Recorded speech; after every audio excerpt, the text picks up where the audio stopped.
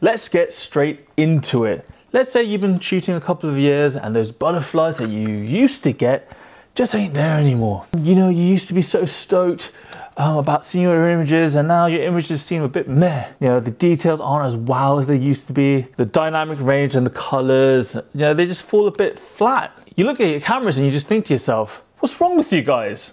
And of course, you take absolutely no responsibility for the fact that maybe your photos just suck. Then what you need is the quick fix that every photographer turns to in times like these: upgrade to a larger sensor.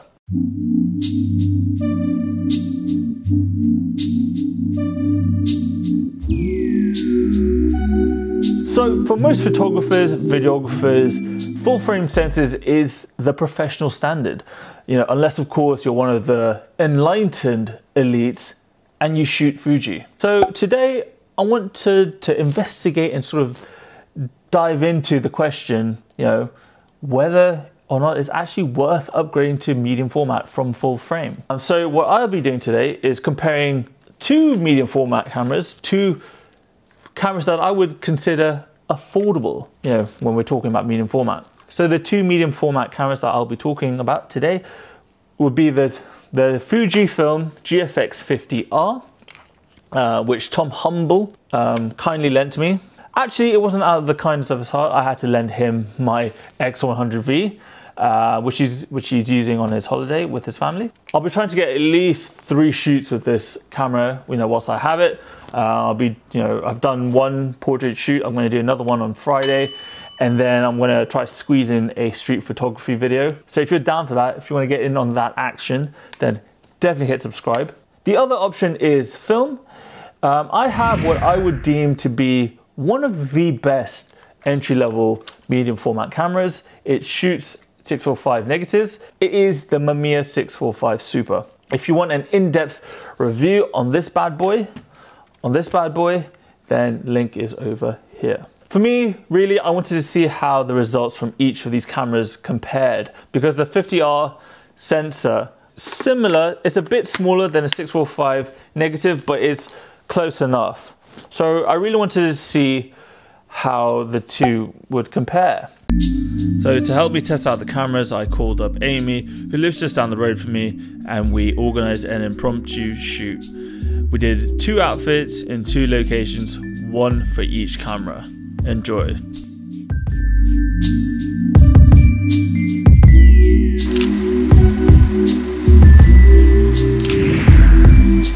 So this is what you pay for with medium format: that insane resolution and the ability to crop in like crazy.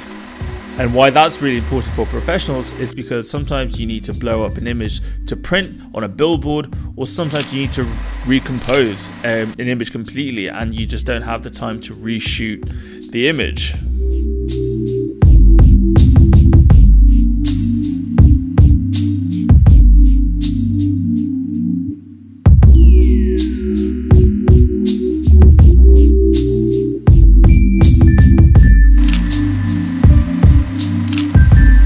At this point it did start to drizzle a bit, but I didn't worry because the 50R has weather sealing. But don't worry Tom, I kept the lens dry. So once I had shot with the 50R, I switched over to the Mamiya 645 Super and shot about a roll and a half with it. You'll see that I'm using the waist level finder, which completely goes against what I've said about waist level finders in the past. I found that I really like getting those low angle shots for dramatic portraits, and using a waist level finder just makes that way easier to do than with a regular prism finder.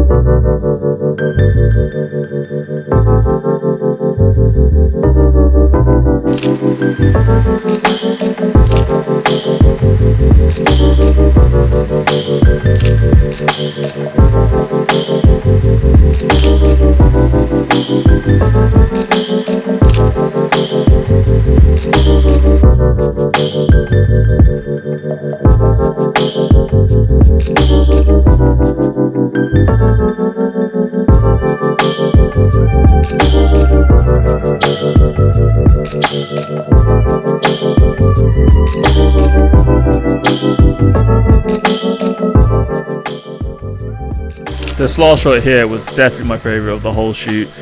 So let's talk about the image quality. How do they compare? To be honest, the 50R was, in my mind, I thought the 50R was going to wipe the floor with a 645 negative. I thought I could crop in massively. Like when I was just cropping into the 50R files, and I thought I could just keep cropping in forever. Like it was amazing. However, with the 645 negatives, I was still getting pretty similar resolution. Like I could crop in a lot. But I didn't realize the amount that I could crop in by was pretty similar to that of a 51 megapixel sensor. So that was a bit of a surprise. Of course, the resolution of the scan does depend on the scanner and the settings that you choose to scan with. I have shot full frame digital in the past, and I shoot full frame all the time with my 35mm film, but I've shot the 5D Mark IV in the past, and I definitely do see an extra bump in dynamic range shooting with the 50R. You definitely see a bit more richness in colors. Fuji colors are always beautiful. Like I've shot with Fuji for close to 2 years now. I'm very clued up on how beautiful Fuji colors are, and that X processor pro image sensor, I think that's what it is. It really does shine through. You really do see a marked image quality increase shooting medium format digital. They kind of talk about a 3D look, and I think that comes from that extra depth of field that you get over full frame. Yes, that definitely does come through with the 50R, but having said that, you also do get that with the 645 negative. I still need to shoot more with the 50R just to get a better sense of the 3D look there, but I'm sort of used to that 3D look that you get with 645 because I've been shooting this for a good while now. The colors that you get from the 645 negative really does depend on the quality of your scan and the film stock. A better comparison will probably be a scan from a professional lab on that front, but in terms of resolution, they're pretty similar, not that much in it. I will say though, the 50R unsurprisingly produces a really clean image, like flawless, but I don't mean that as a pro. I'm stating that as a matter of fact. In terms of color consistency and sharpness, you're getting that typical digital look. Whereas if you're shooting with film, there's always going to be that grittiness, that gritty imperfection that you're just going to always get when you shoot film, which is again not necessarily a con. It's just a defining characteristic of shooting film. So secondly, let's talk about the ease of use and sort of the convenience factor.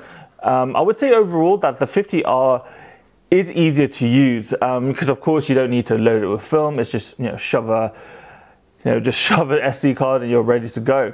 In the past, I've shot the Canon 5D Mark IV, so in terms of weight and form factor, I'm kind of used to it. It's very similar to that of the Canon 5D Mark IV. It's big, it's bulky. If you use a neck strap like Tom has on his, it's pretty manageable to hold it all day.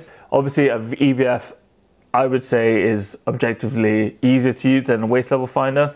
Of course, you can get the prism finder for the Mamiya, but that's also, that's of course an additional extra. I would say that the Mamiya is faster than, well, not necessarily, it's about the same actually than compared to the 50R, because the 50R, when you shoot the 50R, there's quite a long EVF blackout. So what I mean by that is when you take the shot, the EVF will black out normally, when you shoot mirrorless. But with the 50R, it's quite a long time. It's like a whole second. It's like shoot, and then it's ready to go again. Shoot, blackout, ready to go again. Understandable because it's a 51 megapixel camera, so it takes a bit longer for it to sort of render and process the image. Yeah, so it's definitely not a camera built for speed. And likewise with the Mamiya Super, you have to shoot, crank that advanced lever forward. So it's kind of the same. I will also say that the Mamiya has a smaller footprint. It's not necessarily lighter, it's kind of the same weight. That means it's more portable, it's easier to fit into a bag, takes up less space. And for me, I'm always going somewhere to take photos. Either I'm on foot taking street photography, or I'm shooting on location, doing like a portrait shoot or something like that. I don't really do that much studio work. I haven't done studio work in a long time. So for me, portability is a very, very, very important factor. Okay, so let's talk price. The 50R is going for around £3,200, And if you add a native Fuji GFX lens on top of that, that would be another possibly £1,500. Tom's gone for the smarter option, the frugal option, and gone for a vintage manual focus lens. He's gone for the Voigtländer 58mm f1.4. Damn, this lens is super sharp when you stop it down. I didn't shoot it that often at f1.4 just because Tom warned me that it would be really hard to focus, and it was, because that depth of field was razor thin. Yeah, so I stopped it down to f2.8, f4, and even stopped down, I still got plenty of bokeh. This one, I was looking it up, it's about £300 to £500 on eBay.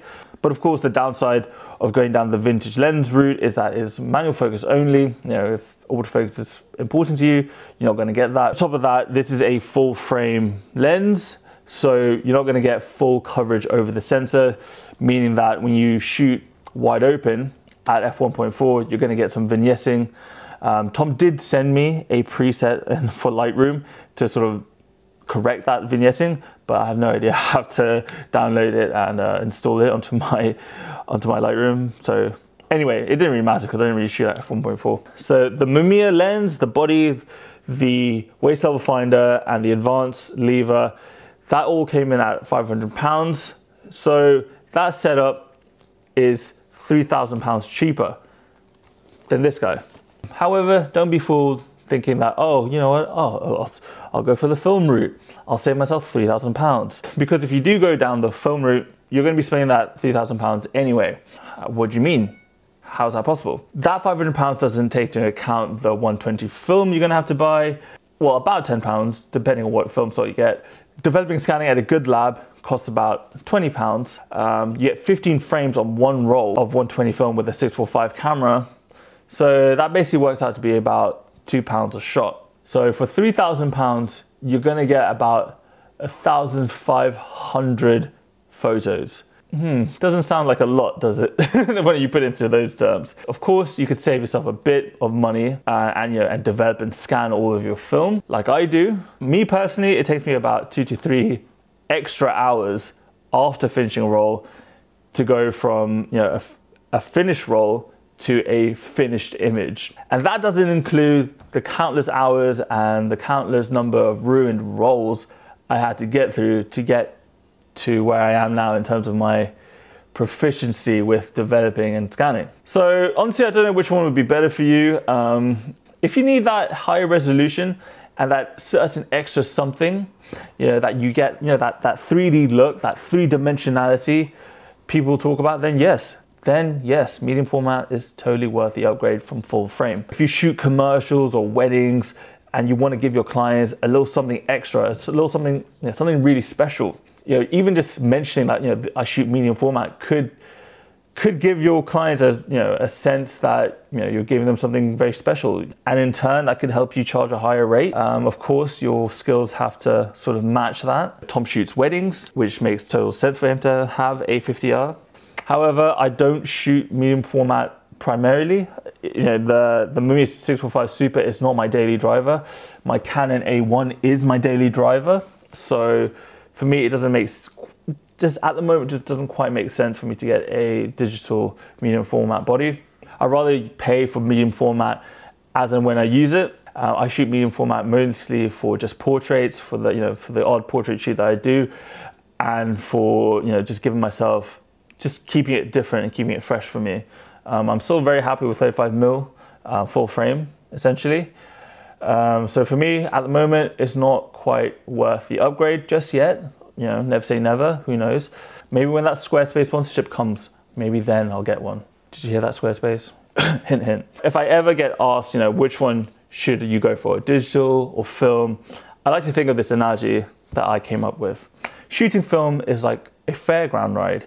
It's a tiny amount of money that you have to pay in order to get on the ride. The ride is very, very fun, but it doesn't last very long. And you need to keep on paying if you want to stay on the ride. Shooting digital is like buying a sports car. It's a shit ton of money to begin with that you pay out upfront, but you get to drive it for as long as you want. Hopefully this video helps you decide on whether or not to upgrade from full frame to medium format and whether to go for film or digital. as I said before, I've got 2 more videos planned with the 50R. I've got a portrait shoot lined up for tomorrow now with Ryan. And I'm going to try and squeeze in a street sort of photography POV video with this one before I have to hand it back to Tom. Yeah, if you enjoy the video, like the video, comment, share, subscribe, say something nice down below in the comments. They really do mean a lot to me. Follow me on Instagram at Zain Reads a Photo. I post there daily. And with all that said and done, boys and girls, keep learning, keep shooting. I'll see you all in the next one. Peace.